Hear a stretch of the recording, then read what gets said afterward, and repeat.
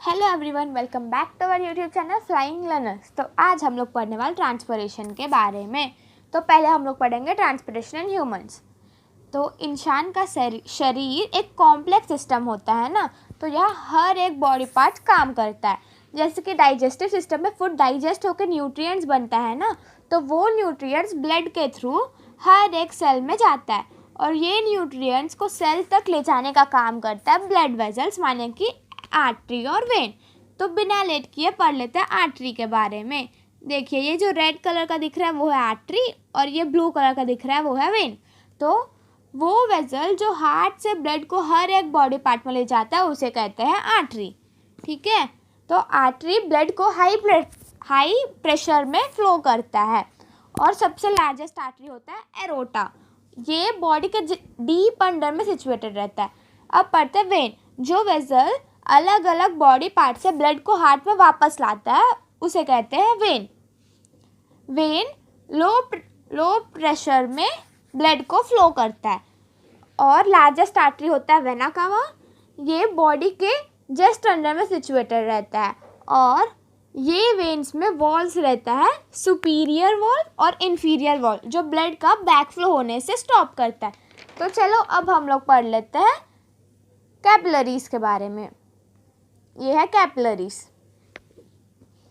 Arteries में जब आगे हर एक बॉडी पार्ट्स में जाता है तो ब्रांचेस में ब्रेक हो जाता है और ये ब्रांचेस पतला हो जाता है।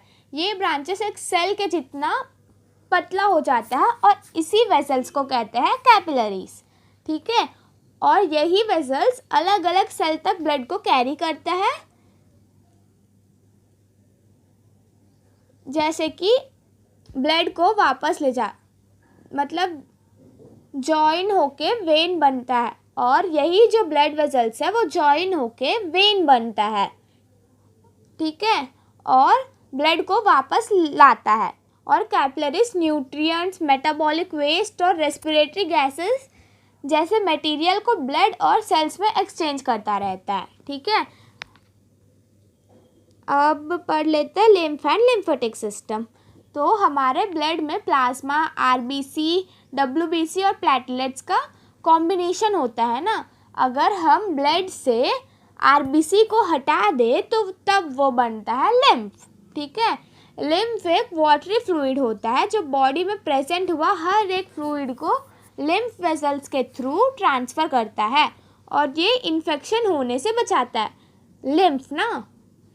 और इसमें छोटा बीन शेप्ड स्ट्रक्चर जैसे कि होता है जिसे कहते हैं लिम्फ नोड्स। ठीक है, बॉडी में प्रेजेंट हुआ एक्स्ट्रा फ्लूइड, प्रोटीन्स और टिश्यूज़ को रिमूव करने में हेल्प करता है लिम्फ नोड्स और लिम्फ वेसल्स। ठीक है, और लिम्फेटिक सिस्टम कलेक्ट करता है फ्लूइड वेस्ट फ्रॉम ऑर्गन्स और ये हमारे इम्यूनिटी को स्ट्रॉन्ग बनाता है। कौन?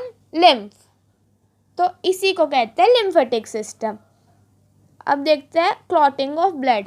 जब ब्लड वेसल्स कट हो जाता है तो ब्लड बाहर आ जाता है और ये धीरे धीरे क्लॉट बन जाता है ताकि heavy flow of blood stop हो। फिर थोड़े समय बाद यहाँ पे टिश्यूज फॉर्म हो जाता है और जो ब्लड क्लॉट हुआ था वो फिर नॉर्मल हो जाता है। ठीक है, और वहाँ प्योर ब्लड का फ्लो होना फिर से स्टार्ट हो जाता है। तो इसी को कहते हैं क्लॉटिंग ऑफ ब्लड। अब चलो पढ़ लेते हैं हम लोग ट्रांसपोर्टेशन इन प्लांट्स। तो जैसे हमारे पास हमारा सर्कुलेटरी सिस्टम होता है वेरियस चीज़ों को ट्रांसफ़र करने के लिए, तो ठीक उसी तरह प्लांट्स के पास उनका कंडक्टिंग सिस्टम होता है।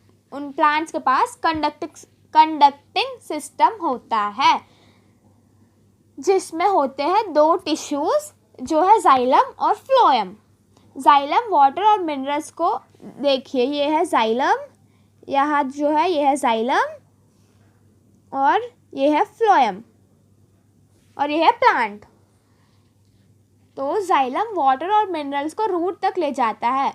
पुल और रूट प्रेशर के थ्रू ये वाटर और मिनरल्स को लीफ तक ले जाता है और जाइलम सिंगल डायरेक्शनल होता है। देखिए जाइलम सिर्फ एक ही डायरेक्शन में ट्रांसफ़र होता है, ठीक है।